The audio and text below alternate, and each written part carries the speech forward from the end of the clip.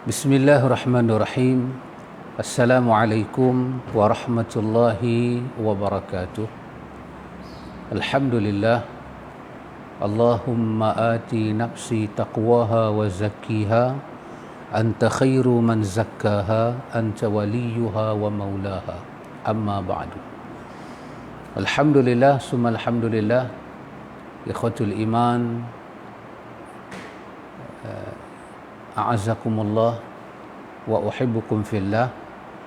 Dengan limpah kurnia daripada Rabbul Alamin yang bersifat dengan Al-Aziz, Al-Ghafur, Al-Wahhab, Al-Hadi, kita dapat menyambung lagi majlis ta'lim kita. Semoga keberkatan Allah selalu diberikan kepada kita, ikhwan, dan kita tak pernah lupa berselawat dan bersalam kepada pemimpin kita, pemimpin ummah, pemimpin manusia, pemimpin di kalangan manusia dan jin, iaitu kekasih Allah Muhammad bin Abdullah Rasulullah sallallahu alaihi wasallam. Dengan perkataan kita menyatakan Allahumma salli ala nabiyyina Muhammad wa ala alihi wa sahbihi ajma'in. Alhamdulillah, ikhwatul iman, dengan limpah kurnia daripada Allah, dengan kesihatan yang Allah bagi, dengan ruang waktunya Allah berkati kita dapat menyambung kita punya perbahasan kita berkenaan dengan taubat. Kita mengambil teks daripada buku ini, daripada buku kita ini, daripada Tuan Guru kita Syekh Mandili ini, Penawar Bagi Hati. Kita sampai pada muka surat 159, masih di bawah bab taubat. Kita melihat penulis menyebut kepada kita beberapa hadis berkenaan dengan Nabi kita Muhammad sallallahu alaihi wasallam bertaubat, melafazkan kalimah taubat. Kata penulis rahimahullahu taala, dan sabda Nabi sallallahu alaihi wasallam, ya ayyuhan nasu tubu ilallahi fa inni atubu ilaihi fi yaumin mi'ata. Terjemahan dia, hai yang mana-mana manusia, taubat oleh kamu kepada Allah Ta'ala, maka bahwasanya aku bertaubat kepadanya pada suatu hari 100 kali. Ini dalam riwayat Muslim. Nabi kata, ayyuhan nas tubu ilallah wastaghfiruhu fa inni atubu fil yaumi mi'ata marrah. Ini dalam riwayat Muslim. Nabi kata, wahai manusia, taubatlah kepada Allah dan beristighfarlah kepadanya. Sesungguhnya aku, Nabi kata, aku bertaubat pada Allah sehari, Nabi kata, 100 kali. Ini penulis seolah-olah menunjukkan kepada kita, ikhwan, bagaimana taubat yang ditunjukkan oleh Nabi kepada kita. Ikhwan, kita bersyukur pada Allah. Allah Ta'ala memberi kepada kita dinul Islam, dinul haq, dinul ilmi, din yang penuh dengan al-huda dan al-haq. Ini di dalamnya ada satu nikmat, iaitu nikmat diutusnya kepada kita seorang Rasul yang dia sentiasa membimbing kita macam mana nak melakukan semua perkara berkaitan dengan mendekatkan diri pada Allah. Kita tidak keseorangan, kita tak dibiarkan meraba-raba macam mana nak bertaubat. Tidak dikata kepada kita bertaubatlah, beristighfarlah, kemudian dilepaskan kita macam mana nak taubat, macam mana nak istighfar, macam mana nak melafazkan kalimah taubat, bagaimana nak melafazkan sirah-sirah istighfar. Kau fikirlah sendiri. Tidak, ikhwan. Sebaliknya dibimbing kita. Sehingga kan kata sahabat Nabi juga merupakan ipak pada Nabi, adik ipak Nabi, Abdullah bin Umar. Abdullah bin Umar kata, ikhwan, dalam riwayat Tirmizi dan lain-lain, dia kata, Abdullah bin Umar kata, inna kunna lana'uddu li Rasulillah sallallahu alaihi wasallam fil majlisi al-wahid 100 marrah rabbi ighfirli wa tub alayya innaka antat tawwabur rahim. Kata Abdullah bin Umar, dia kata kami ni, bukan dia seorang, dia kata kami ni kata Abdullah bin Umar, la na'uddu li Rasulillah. Kami duduk dalam majlis Nabi ni, fil majlis wahid, kami duduk dalam majlis Nabi yang satu ni, kami duduk kira, kami dapat kira, kami kira Nabi dalam satu majlis dia ucap kalimah istighfar dan kalimah taubat 100 kali dalam satu majlis. Kami kira. Kata Abdullah bin Umar, dalam majlis itu Nabi ulang sebut kalimah ni. Kalimah apa? Rabbighfirli wa tub alayya innaka antat tawwabur rahim. Rabbighfirli wa tub alayya innaka antat tawwabur rahim. Rabbighfirli wa tub alayya innaka antat tawwabur rahim. Abdullah bin Umar kata, kami semua kami kira untuk Nabi ni dalam majlis yang satu ni, Nabi dan sebut kalimah taubat dan istighfar ini 100 kali. Maksudnya kalau kita terjemah bahasa kita ni, kita kata apa ikhwan, dalam satu kuliah Nabi tu, dalam satu majlis Nabi buat tazkirah Nabi, wa'iz Nabi, mau'izah Nabi, tausiah Nabi pada sahabat, pelajaran, nasihat, Nabi duk bercakap kepada sahabat topik-topik yang Nabi duk bercakap tu, Nabi sulam dengan perkataan ni. Cakap Nabi sulam dengan perkataan ni. Perkataan tadi, Rabbighfirli wa tub alayya innaka antat tawwabur rahim. Abdullah bin Umar kata, kami kira ada 100 kali Nabi sebut. Artinya ikhwan, hadis ni memberi kepada kita suatu pelajaran bagaimana kekasih Allah, yang Allah dan para malaikat berselawat pada dia, diutuskan dia kepada jin dan manusia, diutuskan dia sebagai rahmat bagi alam. Dia bawa contoh pada kita macam mana nak beristighfar dan bagaimana nak melafazkan kalimah istighfar. Jadi bila Nabi kata, wahai manusia, bertaubatlah kamu pada Allah, beristighfarlah kamu pada Allah, kerana aku dalam sehari aku beristighfar 100 kali. Maka dia tunjuk, dia bukan sebut, Nabi kita bukan dia sebut, hanya sekadar sebut kemudian tak ada bukti kata dia buat. Kita kan banyak lagu tu, kita banyak sebut tapi belum ada bukti kata kita buat. Kita banyak mendengar, kita banyak bercakap, tapi kita belum ada bukti kita melihat. Kita banyak dengar orang cakap, tapi kita belum lagi melihat apa yang orang cakap tu. Nabi dia cakap, dia bagi tahu, kata dia beristighfar, bertaubat sehari 100 kali. Kemudian Abdullah bin Umar dapat menyaksikan, dapat membuktikan ucapan Nabi itu benar, bahawa Muhammad itu dibekalkan dengan sifat siddiq. Nabi ini sadiqul masduq, dia benar dan dia dibenarkan, kerana tidak ada bohong dalam perkataan dia, dalam perbuatan dia, dalam dakwah dia, dalam akhlak dia, dalam risalah yang dia bawa. Tidak ada bohong ikhwan, wallahi tidak ada bohong, tidak ada pendustaan. Maka dia sebut dalam riwayat kita baca tadi, dalam riwayat Muslim daripada sahabat Al-Aghar bin Yasar Al-Muzanni, dia cerita Nabi beristighfar 100 kali.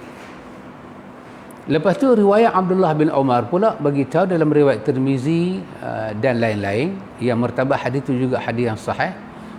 Sahabat dapat lihat ucapan Nabi itu betul. Kami kira, dia kata, kunna la na'uddu li Rasulillah. Kami duk kira. Betul tak Nabi ni dia kata dia istighfar 100 kali, betul tak?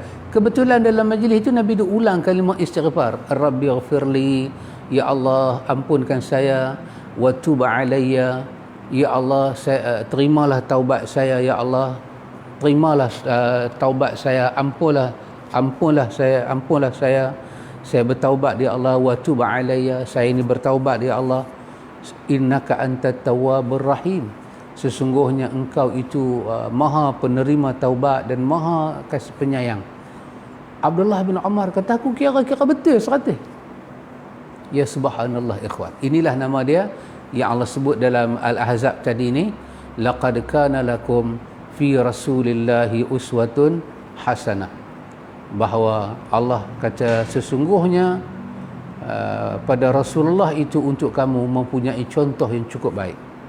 Maka dia contohkan pada kita apa yang patut kita buat. Maka dia, Muhammad, patut kita jadikan suri teladan, patut kita jadikan dia sebagai pembimbing kita, patut kita jadikan dia sebagai orang yang nak membawa kita bertemu dengan petunjuk Tuhan, bukan yang lain.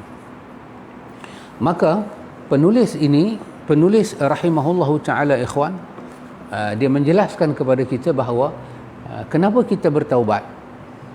Kita bertaubat pada Allah Ta'ala ikhwan bukan saja kerana kita dah jumpa ayat-ayat taubat. Ayat paling besar dalam surah Tahrim tu, ya ayyuhallazina amanu tubu ilallahi taubatan nasuha. Itu ayat paling besar mengarahkan kita ke jalan taubat. Kerana di samping ada ayat itu juga kerana apa? Kerana kita mendapat contoh dan bimbingan daripada Muhammad bagaimana bertaubat pada Allah. Inilah ikhwan keunikan hidup seorang mukmin, dia di atas pola kehidupan dia. Apa pola kehidupan kita? Center kehidupan kita Muhammad. Muhammad. Nak berzikir, cari Muhammad. Nak berdoa, cari Muhammad. Contohi Muhammad. Jadikan Muhammad itu sebagai suri teladan kita, sebagai tuntunan kita. Jangan yang lain. Jangan yang lain. Kerana kalau kita ambil yang lain, kita contoh yang lain untuk bertemu Allah selain daripada Muhammad, kita tidak akan sampai kepada Allah. Kita akan sampai kepada yang lain. Maka kerana itu kita kena buka hati kita besar-besar, lapang-lapang, seperti doa yang kita duk baca, yang dibaca oleh kekasih Allah, kalamullah Musa alaihi salam, fi qissati Musa alaihi salam. Ketika Allah mengarahkan Musa berjumpa dengan Firaun, apa doa Musa? Rabbi syrahli sadri wa yassirli amri wahlul uqdatan min lisani yafqahu qawli. Saya fikir tak banyak Musa minta 3 perkara, tetapi 3 perkara ni sangat memainkan peranan penting dalam hidup. Apa dia? Pertama, isyrah li sadri, bukalah, lapangkan dada, buang segala kesumat, buang segala tutupan, segala hijab, segala waqar. Dalam perjalanan kita bertemu Allah ikhwan, dalam kita kata bicara hati kita, penutup ada di mata, penutup ada di telinga, dan penutup ada di hati. Allah boleh menghijab mata kita tak nampak al-haq, walaupun al-haq itu ada di tangan kita ataupun di hadapan kita. Allah mampu tutup. Ini kita panggil hijab, hijaban mastura, hijab yang sangat menutup. Hijab tu dah tutup, tapi dia mastura, dia tutup lagi. Antum bayang, tak boleh buka. Dan yang kedua, di telinga kita waqra, dia tutup. Dia tutup. Bila seruan kepada kebenaran, seruan kepada al-haq, telinga kita tak tertawan, tak menarik dengar. Kita rasa dia bukan satu dendangan yang menarik, sehingga dia tak menyentuh kepada hati kita. Ikhwan, tidakkah kita membaca suatu ayat dalam surah Fussilat? Allah start di atas 31, 32, 30, 31, 32, 33. Lepas daripada perkataan nuzulam min ghafurir rahim, itu 32, masuk 33. Allah kata, wa man ahsanu qawlan mimman da'a ila Allahi wa amila salihah wa qala innani minal muslimin.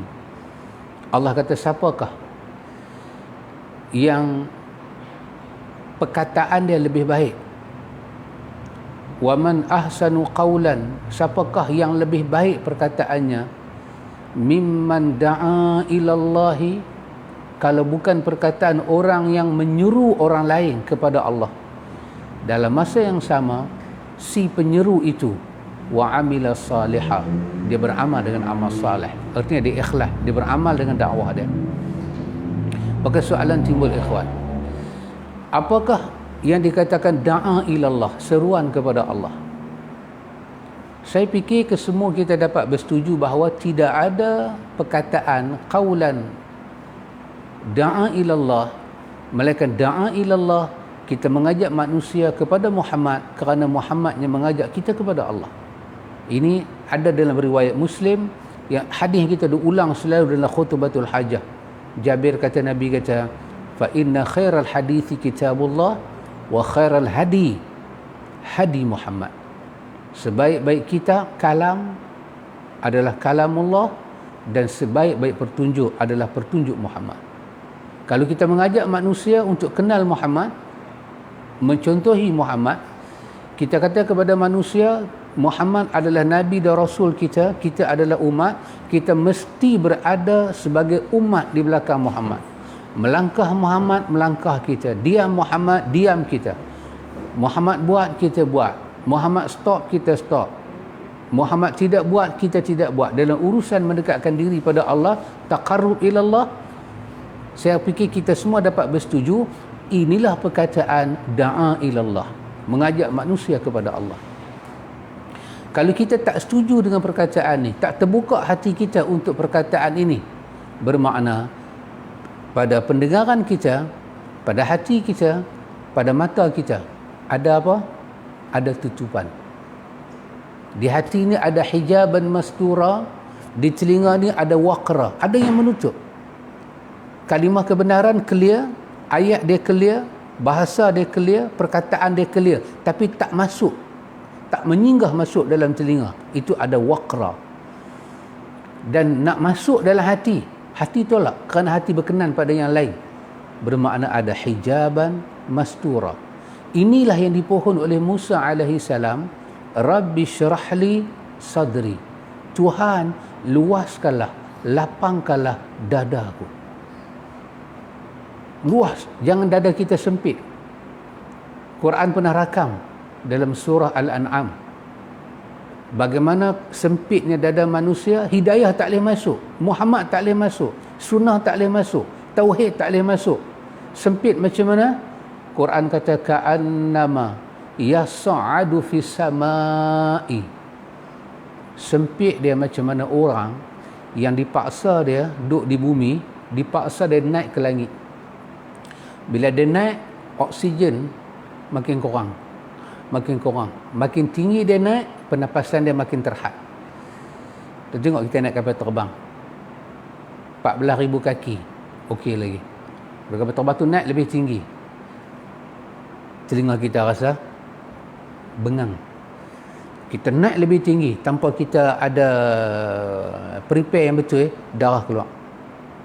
Maka orang ni bila dia naik tinggi, dia naik tinggi, dia naik tinggi, ka'annama yas'adu fi sama, dia menonggak, dia tak boleh bernafas. Allah kata, orang ni kalau hidayah tak masuk dalam hati dia, dia jadi sebiji macam tu dengan panggilan dan seruan kepada Muhammad. Dia tak boleh bernafas dengan nama Muhammad. Dia nak cari yang lain juga. Atau tengok orang yang tak boleh bernafas ni, apa dia buat? Dia akan cuba lari daripada tempat tu. Dia jatuh dalam air, dia tak boleh bernafas, apa dia buat? Dia akan cari jalan nak keluar daripada air, nak ambil udara. Bila seruan kepada Muhammad datang, dia akan cuba keluarkan diri dia daripada seruan tu. Dia tak boleh bernafas, dia nak pergi pada seruan yang lain, dia nak dengar namanya lain. Kalau ini ada dalam hati kita, Allah kata ka'annama yas'adu fis sama kadzalika yaj'alullahu rijsa 'alal ladzina la yu'minun. Inilah suatu penyakit hati, dan penyakit hati ini dinamakan rijs. Rijs yang ada dalam hati manusia, dan itu tanda tak ada iman. Tak ada iman pada Muhammad, tak ada iman pada Quran, tak ada iman kepada qada dan qadar. Rijs ini apa dia ikhwan? Banyak terjemahan rijs. Rijs boleh diterjemah dengan makna kotor, najis, bangkai. Tapi kok mana pun kita terjemah, rijs mengandungi maknanya buruk. Dia tak ada makna baik. Rijsun, Allah guna khamar, Allah kata rijsun. Allah guna perkataan khinzir, Allah kata rijsun. Ini semua benda buruk. Artinya dalam hati kita ada masalah penyakit. Tak boleh menerima dakwah Muhammad, tak boleh Muhammad masuk dalam hati kita. Ini menunjukkan hati kita ada penyakit.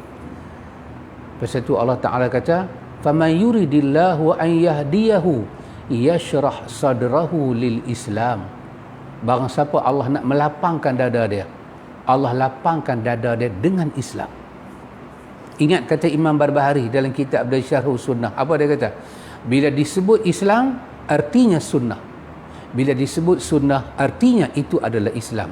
Islam adalah sunnah, sunnah adalah Islam. Siapa ucap kalimah ni ikhwan? Imam Barbahari. Dia mati pada tahun berapa? 329 Hijrah.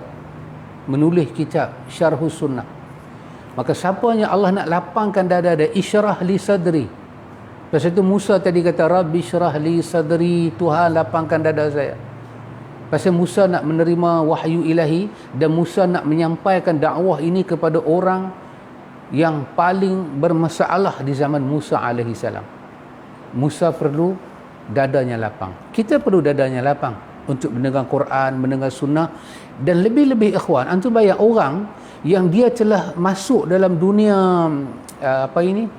dunia kebatinan ini sebegitu punya lama, dan dia tak tahu satu benda. Selama dia duduk dalam dunia kebatinan, dunia makrifat ini, satu benda dia terlupa pandang, dan dia pun tak nampak apa dia. Dalam dunia yang dia teroka tu, Muhammad bukan contoh. Contoh ada semua orang lain. Dalam dunia kebatinan yang dia kata menyucikan diri pada Allah tu, nak membersihkan diri pada Allah, nak makrifat pada Allah, dia terlupa nama Muhammad tidak mendapat tempat dalam dunia tu. Sudah sekian lama dia duduk dalam dunia tu, maka dia memerlukan dadanya lapang untuk mendengar bahawa Allah tidak menerima apa-apa perjalanan hati menuju Tuhan andai kata di dalamnya tidak ada Muhammad. Sia-sia perjalanan hati. Wa qad khaba man dassaha, akan rosak dan rugilah perjalanan itu. Hati itu akan rosak, tak terurus kalau Muhammad tak ada. Lapangkan dada untuk mendengar. Wa yassir li amri, minta Allah mudahkan urusan kita. Kita nak berzikir dengan cara Muhammad, nak pakai zikir-zikir Muhammad, nak jadikan Muhammad sebagai contoh. Ni, wahlul uqdatan min lisani, angkat kebekuan lidah. Kebekuan lidah ada dua makna. Kalau merujuk kepada Musa, dia nak jumpa dengan Firaun, mungkin kebekuan lidah itu dia gabra, menyebabkan susunan kata dia tak terucap di hadapan orang besar. Sebab melibatkan undang-undang, dia berhadapan dengan kerajaan yang besar. Itu satu makna. Dipohon pada Allah supaya dada dia lapang, urusan dia mudah, dan lisan dia bercakap itu dia dapat faham, dia tak silap faham. Tapi maknanya yang kedua, kebekuan lidah ni apa dia ikhwan? Allah bekukan lidah kita untuk kita mengambil semua lapas-lapas zikir daripada Muhammad. Beku, terbungkam lisan kita, tak terbaca kita. Tapi kalau orang bagi lain daripada Muhammad, mudah lisan kita.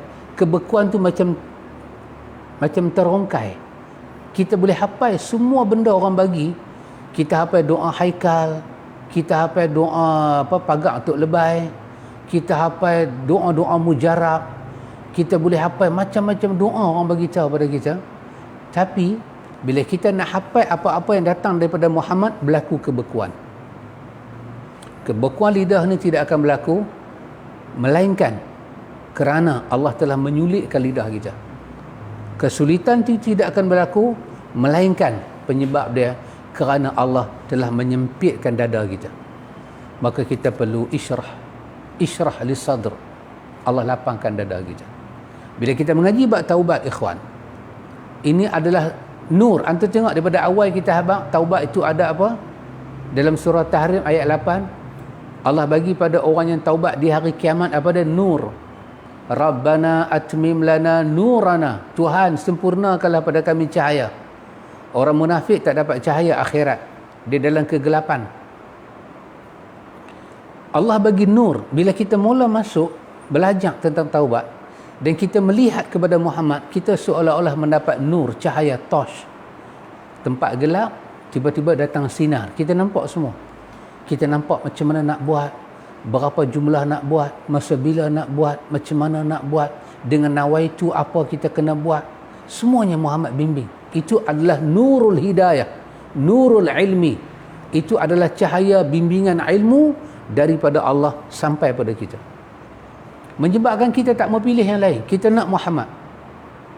Antum, kenapa saya bagi penekanan di sini sikit? Kerana antum bayang, kalau kita tersilap manhaj dalam bertaubat, kita tak lihat Muhammad, kita tak pakai yang Muhammad, kita tak duduk di atas jalan Muhammad, artinya langkah kita yang bertaubat ini nak kembali pada Allah, kita tak sampai pada Allah, ikhwan. Tak sampai. Ahli makrifat nak pergi kepada Allah, tapi Muhammad tak ada dalam dia tak sampai pada Allah, ikhwan. Saya guna perkataan demi Allah, wallahi, demi Allah, dia tak sampai pada Allah. Maka antum kalau ada guru-guru makrifat mengajar antum makrifat ke, tarikat ke, hakikat ke, saya bagi suatu suatu kerja antum buat, kerja yang menentukan dia di atas jalan benar ataupun salah. Antum cuma dengar daripada dia, selama dia kupas apa bab sekalipun, dia tulis di whiteboard makrifat apa, dia tulis di whiteboard hakikat apa, syariat apa, tarikat apa, tak apalah, dia hurailah. Tapi yang saya naknya, antum buat satu kerja, antum perhati dia, berapa kali nama Allah dan Rasul ada di lisan dia. Berapa kali? Kalau orang nak mengajak hati bertemu Tuhan, tak boleh sebut nama Tuhan, tak boleh sebut nama utusan Tuhan, yang utusan Tuhan tu datang untuk merawat hati kita, bermakna perjalanan dia bukan perjalanan menuju Tuhan. Telah berlaku suatu kesesatan dalam perjalanan itu, penyelewengan yang besar. Dan yang kedua, antum tengok, bila dia sebut nama Nabi Muhammad, bagaimana dia punya aura, dia seronok ke, muka dia bercahaya ke, dia gembira ke di atas petunjuk Muhammad, ataupun dia sebut macam nama orang lain dia sebut. Tak ada perbezaan. Tak ada perbezaan langsung. Ataupun langsung tak sebut nama Muhammad. 2, 3. Antum perhati tengok.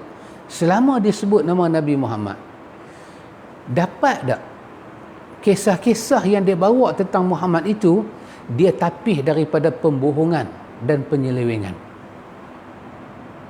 Ikhwan, saya fikir kita ni, ikhwan, semua ada suami, kita semua ada isteri.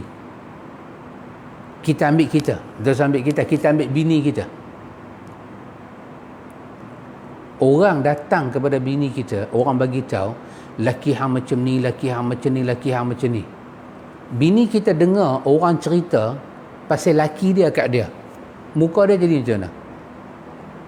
Bini kita tahu tak yang mana cerita orang cerita pasal kita, pasal laki dia betul, dan yang mana orang cerita pasal laki dia tak betul? Agak-agak bini kita tahu. Orang Penang kata, mana boleh tak tahu? Mana boleh tak tahu? Dia kata, kok saya tak sangka lah kok laki kok ni gatai lah kok. Dia duduk dengan laki dia dah 40 tahun, dia tahu laki dia gatai tak gatai. Kak, saya tak sangka laki kak ni kuat mentah ke darah. Dia balun udang hari tu kak, dengan kulit-kulit dia balun. Tak tahu bini kata. Bini kata, hang nak cerita pun patut padan lah. 40 tahun aku menikah dengan dia, aku tak pernah tengok dia makan udang. Macam mana hang bagi tahu dia makan udang? Dia kak, sungguh kak dia makan udang dah. Laki aku ni, gaut dia Johan. Dalam pertandingan gaut dia Johan. Kok mana dia makan udang? Yang saya nak sampaikan, laki kita, bini kita, ataupun laki kita sebaliknya, dia akan tahu cerita tu betul tak tentang laki dia. Kalau seorang ahli makrifat mengaku diri dia hakikat, makrifat, menguasai ilmu-ilmu kebatinan, bila dia bercerita tentang Muhammad, dia tak tahu cerita betul dan cerita tak betul tentang Muhammad. Saya kata, ikhwan, demi Allah, ketahuilah jalan dia menyeleweng. Ahli makrifat ini adalah ahli taqwa. Ahli makrifat ni adalah ahli yang ma'rifatullah wa ma'rifatun nabi wa ma'rifatud din. Adalah orang yang mengenal Tuhan dengan asma'nya, dengan zatnya, dengan kita kata tauhid, tauhid uluhiyah, rububiyah, asma' dan sifat, dan mengenal nabi yang diutuskan dan mengenal sifat agama ni. Kalau semua cerita tentang Muhammad dia cerita, tapi dia pun tak tahu cerita ni dhaif ke, cerita ni palsu ke? Dia tak tahu. Bagaimana dia nak membimbing kita bertemu Tuhan? Maka saya bagi 3 urusan ini ikhwan, untuk kita yang belajar ilmu dalam ni, masukkan sebagai filter kita supaya kita tak hanyut ikhwan, tak hanyut. Mai ayah pin, ikut ayah pin. Mai ayah mana pula, ikut ayah mana pula. Mai sekali lagi mana-mana punya janggut, ikut pula mana-mana punya janggut. Sekali lagi mai pula makrifat macam mana-mana, ikut pula. Sekali lagi mai tak ikut, semua ikut dan tanpa kita ada filter. Ini saya bagi kepada ikhwan hanya sebagai emosi kita. Dengar berapa kali dia ulang nama Allah dan Rasul, lihat cara dia mengulang nama Allah dan Rasul, gembira ke tak? Mukmin akan gembira dengan nama Muhammad dan dia tak pilih lain pada Muhammad. Dan yang ketiga, nama Nabi yang dia duk cerita tu, dia boleh tempih tak cerita-cerita bohong tentang Nabi? Kalau ahli makrifat boleh kata, ada dengar saya beritahu satu contoh, ahli makrifat boleh kata, dalam ilmu makrifat dia boleh kata benar ni. Dia kata Allah kata kepada Adam, wahai Adam, laula Muhammad ma khalaqtuka. Adam, kalau bukan kerana Muhammad, aku tak cipta engkau. Kalau bukan kerana Muhammad, aku tak cipta engkau. Baik, soalan dia timbul ikhwan, soalan dia timbul. Masa Allah buat Nabi Adam, siapa pun tak ada. Masa Allah buat Nabi Adam, siapa pun tak ada. Buat dalam surga. Kalau saya nak kata dari segi makhluk lah, Allah bukan makhluk, dia pencipta kita. Dari segi makhluk siapa ada? Malaikat. Lagi sekok siapa dia? Iblis daripada kumpulan jin . Baik. Susunan makhluk dua ni aja ada. Dan syurga lah, syurga satu makhluk. Tapi saya fokus kepada makhluk ni. Satu makhluk yang mulia daripada nur, malaikat. Satu makhluk yang terkutuk ini, iblis. Manusia tak ada, sebab Adam adalah manusia pertama buat Adam. Soalan saya ialah, macam mana kita tahu Tuhan kata kepada Adam, wahai Adam, kalau bukan kerana Muhammad, aku tak cipta engkau. Soalannya, macam mana kita tahu perkataan tu Tuhan kata ke Adam? Siapa bagi tahu kita? Kita dapat melalui mimpi, lagi tak boleh pakai. Last sekali dia mesti main. Macam mana? Lah kita tahu perkataan ni kerana Nabi Muhammad yang sebut pada kita. Nabi Muhammad kata, Allah kata dekat Adam, wahai Adam, kalau bukan kerana Muhammad, Allah tak cipta engkau. Artinya, kita sedang menyandarkan Nabi Muhammad mengeluarkan perkataan ini. Dan Nabi kata, Allah kata ke Adam. Seorang ahli makrifat menyebut nama Nabi dia, tapi dia tak boleh bau itu perkataan Nabi dia ke bukan ke. Dan dia kata, Nabi dia kata, Tuhan kata ke Adam. Di mana kita nak cari riwayat ini ikhwan? Di mana kita nak cari kesahihan riwayat ini? Masa Tuhan buat Adam, kita tak ada. Last sekali kena balik pada Muhammad. Ya, Muhammad yang kata, kalau bukan kerana Muhammad, Allah tak buat Adam. Seorang yang mengenal Muhammad tak boleh cam perkataan Muhammad.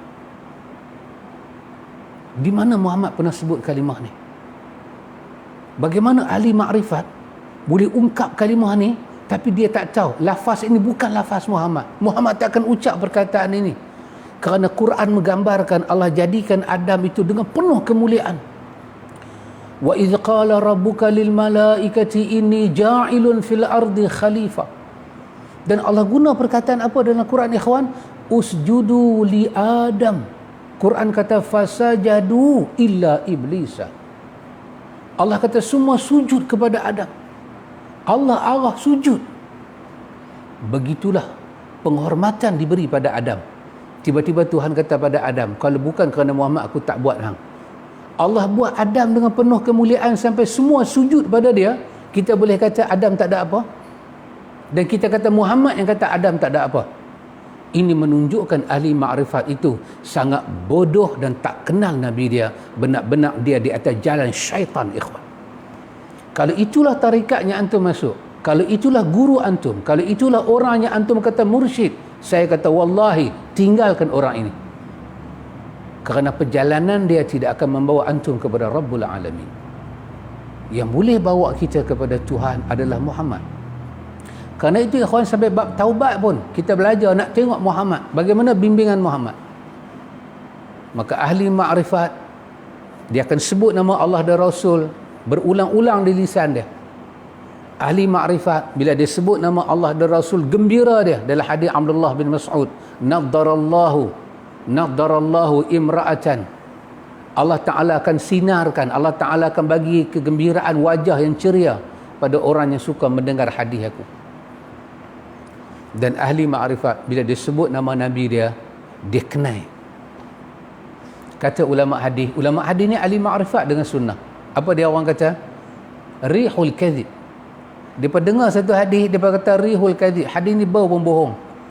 Kami kenal hadis Nabi seperti mana kami nampak siang, seperti mana siang dengan cahaya matahari, malam dengan kegelapan malam. Bila datang satu hadis sanad dia gelap seperti waktu malam, kami tinggalkan. Bila datang satu hadis kami nampak dia bersinak-sinak, sanad dia, matan dia, kami ambil. Ya ikhwan, sehingga kan ulama Abdullah bin Abbas kata, sammu lana rijalakum. Kamu duk dengar orang bercakap pasal Nabi Muhammad ni, kau sebut nama dia sepatah, aku nak tahu nama dia siapa. Banyak sangat dia sebut pasal Nabi, aku nak tengok dia kenal tak kenal Nabi. Ya, ulama-ulama kita yang kenal Nabi menyebut, inna hadzal ilma dinun fanzuru amman ta'khuzuna dinakum. Ilmunya kamu belajar itu akan jadi agama. Ilmu ini adalah agama, terutama ilmu sunnah, dia adalah agama. Karena itu kamu kena lihat daripada siapa kamu ambil agama kamu. Kena lihat ikhwan. Kalau Muhammad tak ada, dia sebut nama Muhammad pun tak ada inting. Macam dulu ada orang menulis satu buku nama Tiang Agama. Dalam tiang agama tu ikhwan, satu nama Nabi pun tak ada. Tak sebut nama Nabi. Tak ada kebesaran Muhammad. Ada orang mengajak syahadah, la ilaha illallah Muhammad Rasulullah, ditinggalkan. Macam mana kita nak ikut orang ni? Orang-orang yang Muhammad tak mendapat tempat dalam hati dia, fikiran dia. Muhammad tak mendapat tempat di lisan dia. Kalau orang ni dicabut nyawa oleh Tuhan, bolehkah kita kata dia atas husnul khatimah? Merepeklah ikhwan. Maka kerana itu ikhwan, pelajaran yang kita belajar ini pelajaran penting. Semua orang nak bertaubat kepada Allah, tapi mesti betul manhaj taubat. Maka penulis bawa manhaj yang betul. Ingat balik, kita baca mukadimah dia bagi 6 pada kita. Maka dia kata ilmu pembersihan jiwa ini kena diambil daripada Quran dan sunnah, bukan daripada hawa nafsu. Apa saja yang berlaku pada dunia kewalian itu bukan dalil untuk mendekatkan diri pada Tuhan. Dalil untuk kita pegang, kita beramal, kita buat, kita ikut untuk bertemu Tuhan hanyalah daripada Muhammad salawatullah wassalamuhu alaihi. Maka penulis kata, Nabi Muhammad kata, ayuhan nas, wahai manusia, tubu ilallah, bertaubatlah pada Allah, wastaghfiruhu, beristighfarlah pada Allah, kerana aku dalam sehari 100 kali. Dan itu dibuktikan dengan hadis Tirmizi daripada Abdullah bin Umar, hadis sahih. Dia kata aku tengok 100 kali kami kira. Penulis kata ikhwan, sabda Nabi SAW, inna Allah azza wa jal yaqbalu taubatal abdi ma lam yugharghir. Artinya bahwasanya Allah Ta'ala yang maha mulia lagi maha besar menerima ia akan taubat hamba selama belum sampai rohnya kepada halkumnya. Ini dalam riwayat Al-Hakim dan Ibnu Majah. Hadis ini hadis sahih. Hadis ini daripada Abdullah bin Umar. Ini lagi satu perkara yang menggembirakan berkenaan dengan taubat, pentas taubat. Nabi kata, kesalahan kita banyak mana pun, jangan sampai kita mengalami keadaan ini. Kalau kita alami keadaan ini, bukan masalah ke Tuhan, masalah ke kita. Masalah apa? Kita dah tak boleh bertaubat. Bila mana? Bila roh dah sampai di gharghar ni, orang kata sampai tahalkum ni, roh nak keluar dah. Masa tu ikhwan, nak sebut istighfar pun tak boleh. Dalam riwayat, Aisyah cerita, sahabat tanya Nabi berkenaan dengan seorang yang kaya di Mekah. Dia kalau buat kenduri, boleh kata satu Mekah boleh makan. Rajin dia bagi orang makan. Aisyah tanya, dia ni macam mana? Abu Ja'ad, dia ni macam mana? Nabi jawab apa? Nabi kata, seumur hidup dia tak pernah kata, Tuhan ampunkan dosa aku. Maka bagaimana Tuhan akan ampun dia? Artinya ikhwan, hubungan kita dengan Tuhan ni, dia melibatkan niat dan lafaz. Satu orang tu berniat nak taubat, tapi dia kuncikan mulut dia untuk mengungkap kalimah taubat dan istighfar, maka tak diterima taubat dia. Maka kawan ni, kenapa bila roh sampai di gharghar, Tuhan tak terima taubat dia? Kerana dia dah tak boleh ucap kalimah dah. Dia dah tak boleh ucap. Dia bukan nak taubat, dia tak boleh ucap apa dah. Dan kalau masa tu pun, kalau dia ucap kalimah tu pun, dia bukan nak taubat kerana dia takut. Allah cerita dalam Quran, satu orang bertaubat, dia jatuh dalam laut. Quran cerita dia jatuh dalam laut. Bila dia jatuh dalam laut, dia nak tenggelam. Orang kata kita pegang ayat laut ni ikhwan, semuanya tercayang. Tak ada satu benda kita boleh pegang nak heret badan kita. Pelan masuk ke dalam. Masa tu dia teringat kat Tuhan. Dia teringat kat Tuhan tu pasal apa? Bukan pasal hati nak taubat, pasal supaya dia boleh panggil Tuhan, Tuhan selamatkan dia. Dia tak ada cadang nak taubat. Maka pada masa tu Allah cerita dalam Quran, dia panggil nama Allah. Dia kata, amantu bi rabbil alamin. Dia kata, aku beriman dengan Tuhan Rabbul Alamin. Dia sebut kalimah Tuhan, tapi Tuhan tak terima taubat dia. Kerana apa? Kerana ulama kita kata taubat itu gabungan lafaz dan niat. Maka apa yang terjadi? Allah hantar Jibril alaihi salam turun ke dasar laut, genggam tanah yang paling dalam laut yang hitam tu, ambil seluk tu, perosok masuk dalam mulut dia. Hang ucap kalimah ni pun hati perut hang tak betul, maka matilah dia. Dan Allah cerita dalam surah Yunus, jasad dia tu tak reput dalam air, tak tenggelam. Tuhan apungkan balik, bagi sampai ke pantai, bagi semua orang tengok. Ini terjadi pada siapa ikhwan? Fir'aun alaihi laknatullah. Allah cerita lagu tu. Ya subhanallah, kenapa tak terima taubat dia? Dia telah menyebut dia beriman dengan Rabbul Alamin. Kenapa Tuhan tak terima? Kerana taubat itu gabungan lafaz dan niat. Dan ada orang niat nak bertaubat, tapi lafaz tak ada. Maka ini kita kata masyiah, berada di atas kehendak Allah di hari akhirat. Kalau Tuhan nak, Tuhan boleh hukum dia. Kalau Tuhan nak, Tuhan boleh azab dia. Tetapi bercakap di atas nama taubat, bila kita dah tak boleh melafazkan kalimah taubat, maka bab taubat tertutup untuk kita. Maka kita tak dipanggil orang yang bertaubat.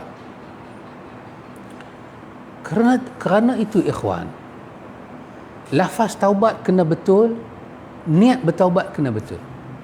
Berapa banyak orang lafaz taubat betul, tapi manhaj taubat tak betul. Manhaj taubat dia tak ikut cara Muhammad. Kadang-kadang dia pilih lafaz-lafaz yang tak tahu pergi tak mana. Bila nak bertaubat, dia ulang, hasbi rabbi jalallah ma fi qalbi ghairullah nur Muhammad sallallahu. Itu bukan lafaz dia. Tak ada pun lafaz macam tu. Macam mana kita tahu nur Muhammad sallallahu? Siapa yang menyebut tentang nur Muhammad? Tentulah Muhammad sebut tentang nurnya. Maka bagi orang yang kenal Muhammad, betulkah perkataan Muhammad menyebut tentang nur Muhammad? Sebelum dijadikan Adam dibuat nur Muhammad. Agak-agak Muhammad berani ke sebut benda tu? Sedangkan yang menjadikan alam ni Tuhan, dan Muhammad tak bercakap tentang kejadian Tuhan, melainkan sekadar wahyu aja. Maka akhirnya kita terjebak ikhwan, kita terperangkap dalam suatu perangkap.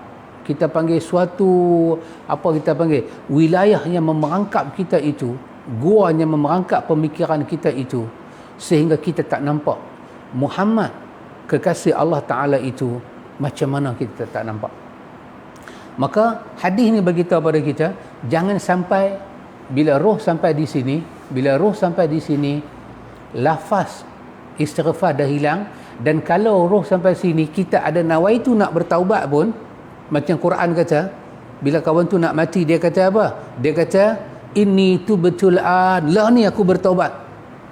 Tuhan kata, buat apa nak taubat lah ni? Hati hang tak betul. Bukan hang minta aku cuci dosa hang. Hang taubat pada aku, hang nak aku terima, kemudian aku lepas hang daripada masalah hang. Lepas tu hang akan derhaka aku balik. Aku tahu diri hang. Maka niat dah jadi tak betul, lafaz dah tersangkut. Maka apa akan terjadi? Maka betul lah ini terjadi. Akan terjadinya ialah Allah Ta'ala tak akan terima taubat apabila roh sampai di sini.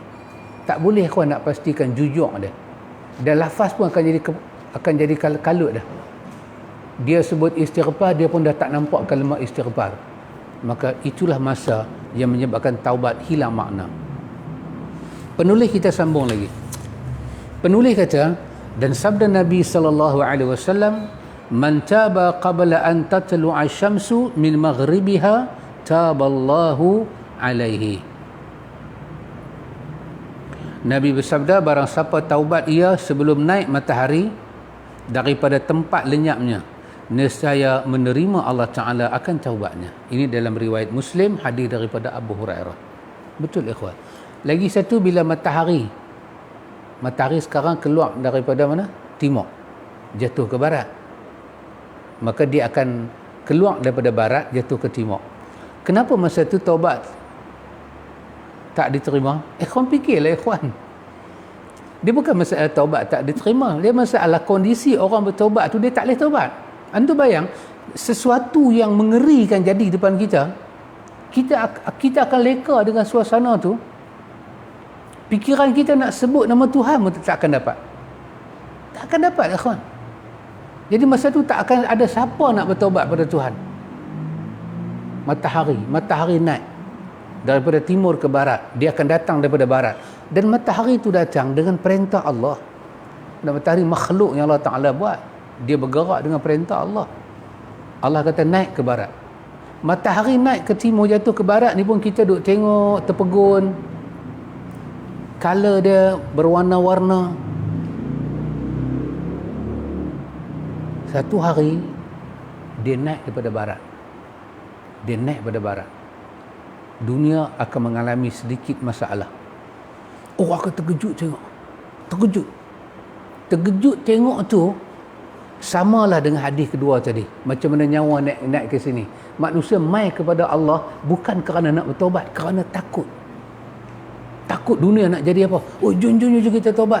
Kalau kita tak taubat, Tuhan tak bagi selesai masalah kita. Tuhan kata, aku tak mau hang mai macam ni. Aku tak mau. Maka Tuhan kata, kalau matahari itu terbit pada barat, aku kejutkan hidup kamu, baru kamu nak mai pada aku tak mau. Dan aku nak tengok, ada orang bertaubat daripada awal. Sebelum matahari naik ke barat, dia bertaubat. Dengan orang, dia tunggu masa tu baru dia nak taubat. Maka kalau masa tu lah hampa mai pada aku terima taubat hampa sebelum ada kejutan besar dalam hidup hampa. Ikhwan, ada satu hadis yang dhaif. Hadis ni dhaif, riwayat Tirmizi daripada Abdullah bin Umar. Dia dhaif. Tapi dia menarik, tapi dia dhaif, saya hebat, dia dhaif. Saja saya cakap. Dia dhaif. Hadis ni kata apa? Nabi kata, la uhibbu mautan ka mautil faj'ah. Qalu ya Rasulullah, wa ma mautal faj'ah? Qala mautul himar. Tapi dia dhaif. Saya nak ambil dia punya momen hadis tu. Dikatakan Nabi kata dalam riwayat dhaif ni, aku tak suka umat aku mati seperti matinya seekor himar. Aku tak suka umat aku mati seperti matinya seekor himar. Sahabat tanya, ya Rasulullah, mati kalde ni macam mana himar? Nabi kata, mautul faj'ah, mati mengejut. Kemudian ulama-ulama yang ambil hadis ni tetap bagi syarahan pada hadis ni walaupun dia dhaif. Dia orang kata mautul faj'ah ni mati dalam keadaan tak bersedia untuk mati. Dia tak sangka kata dia nak mati. Dia sihat, dia tak ada penyakit, dia kaya, dia senang. Isyarat-isyarat nak mati tak ada. Tiba-tiba aksiden ke terus dia mati. Dia mati dalam keadaan satu lafaz taubat tak ada, lafaz istighfar tak ada, lafaz la ilaha illallah jauh panggang daripada api. Dan amal-amal soleh nak balik bertemu Tuhan tak ada. Siapa yang mati macam ni, dalam riwayat dhaif tu kata dia seperti mana himar. Tapi riwayat tu dhaif. Artinya ikhwan, memang akan jadi dalam hidup manusia ni, kalau dia tak bersedia daripada hati nak menyebut nama Tuhan, dia dipaksa sebut, dia akan jadi seperti hati binatang. Atau tengok lembu, dia tak mau jalan, kita heret dia jalan, dia jadi macam mana? Berat dia nak jalan. Kita nak sembelih dia, dia tak mau kena sembelih, dia lawan dengan kita, dia lari pergi ke lain. Pasal itu bila nyawa dah sampai di gharghar, matahari terbit ke barat, hati yang nak kembali pada Allah tu ibarat terpaksa, macam binatang diheret. Dia tak mau bertobat pada Allah, dia tak mau tinggal dunia, tapi nak buat gimana ni, nyawa dah tak ada. Saat ni kalau aku tak tobat, aku masuk kubur, Tuhan azab aku teruk lagi, biar aku tobat bang. Dia jadi macam binatang sebiji. Kita tengoklah binatang nama himar, selalu orang tendang, orang nak suruh dia bawa, orang nanti pakai kasut kan, di tepi kasut tu orang buat macam daripada besi tu, macam bintang, orang nanti pukul, kena perut dia jalan. Bila dia jalan orang tak tendang dah, bila dia berhenti pula orang tendang lagi supaya dia jalan. Kuda pun macam tu, kerana kena besi tu dia lari, dipaksa. Bila nyawa sampai sini, matahari ke barat, dipaksa, dia paksa roh dia bertobat pada Tuhan. Tuhan tak mau. Maka janganlah kita datang kepada Tuhan nak bertobat dengan hati seperti seekor binatang nak disembelih. Maka tak disukai suasana tu. Pasal tu hadis-hadis seperti ini datang memberi pelajaran pada kita, jangan masa itu jadi pada kita, nanti habis kita.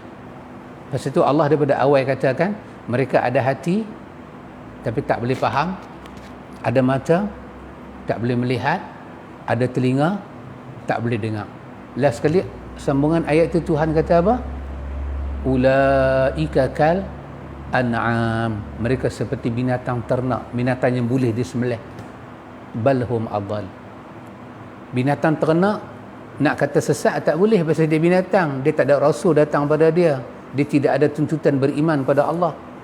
Tapi orang-orang jin manusia ada tuntutan beriman, maka manusia ni lebih sesat daripada binatang itu kerana dia meninggalkan petunjuk. Ikhwatul iman, a'azakumullah. Baik, setelah penulis bagi tahu pada kita ini ikhwan, saya nak menyebut sepatah apa yang ada dalam surah An-Nisa ayat 18. Apa yang ada dalam surah An-Nisa ayat 18, Allah Ta'ala kata, وَلَيْسَتِ التَّوْبَةُ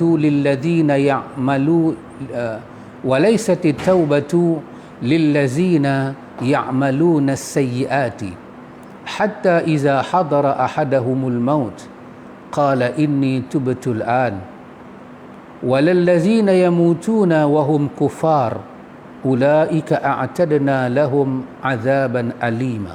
Sadaqallahul azim. Allah kata, laisatit taubatu. Allah kata taubat ni bukan macam ni. Tengok Tuhan kata, aku turunkan satu nikmat nama taubat, aku suruh Muhammad ajak apa? Dalam ajaran Muhammad tentang taubat, dia tak ada perangai macam ni.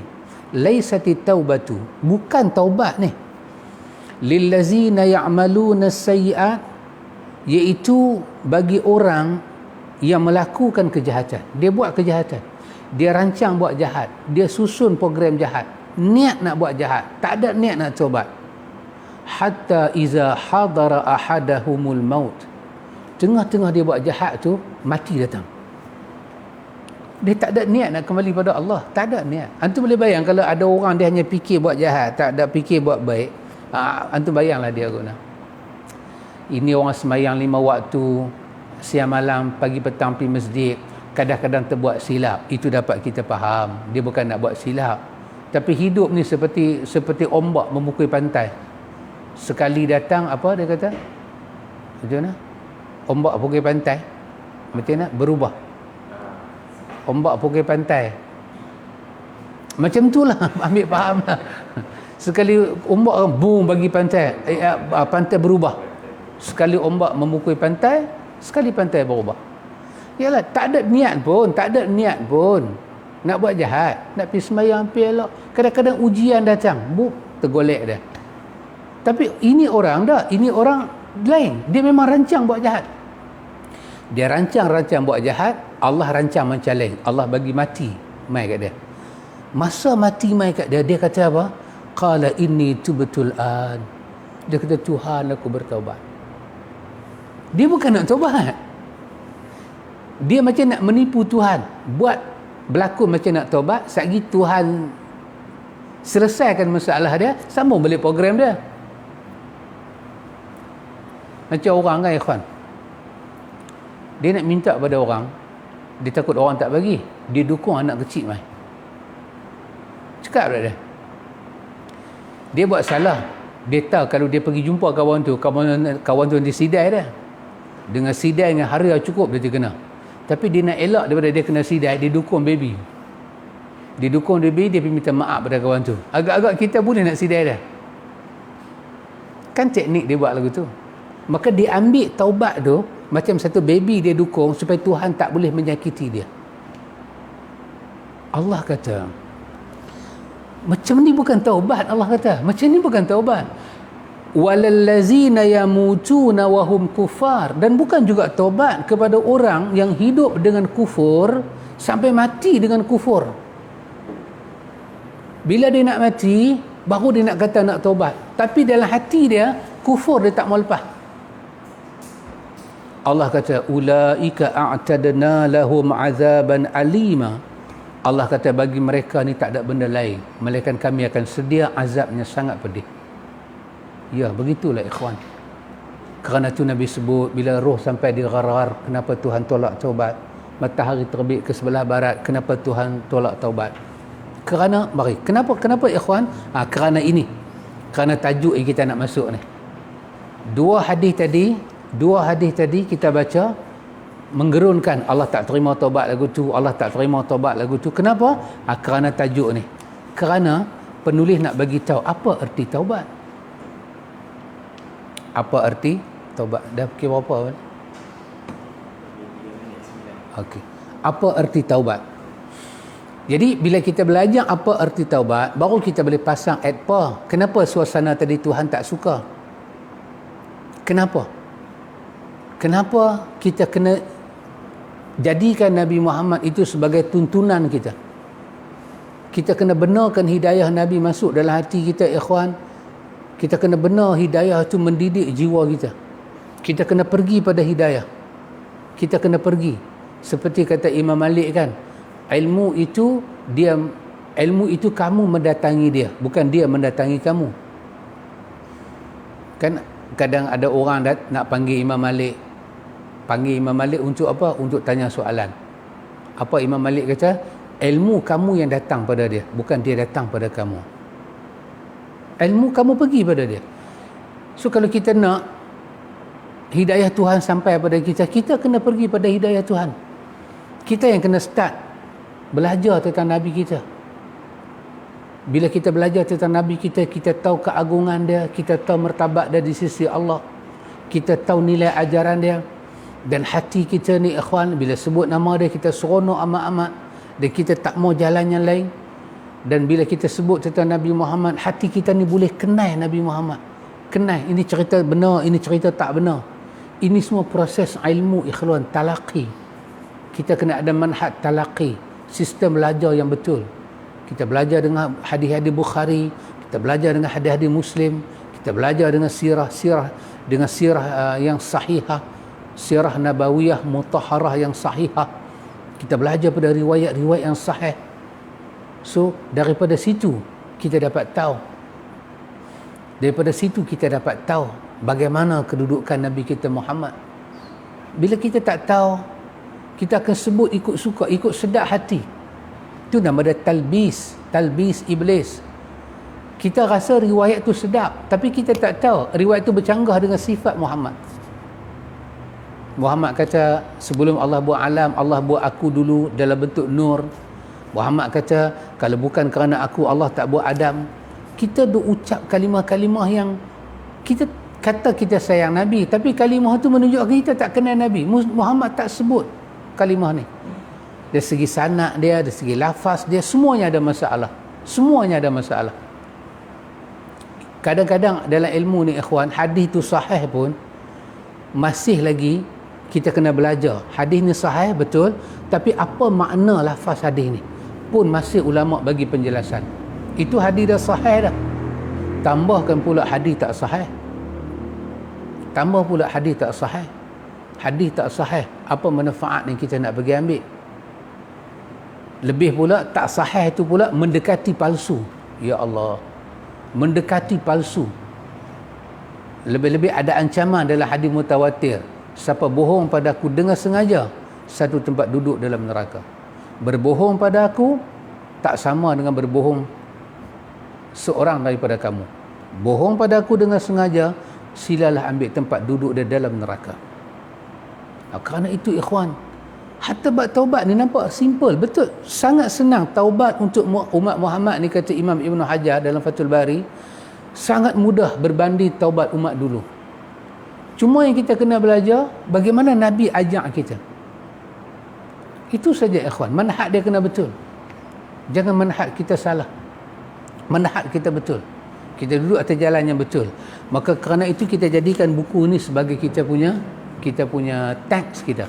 Maka penulis nak masuk pada kita, kenapa taubat ni tak boleh main, tak boleh paksa. Anda tengok dia kata, dan ketahui olehmu bahawasanya makna taubat pada lurah kembali dan pulang, dan pada syarak barang yang berhimpun padanya 3 rukun.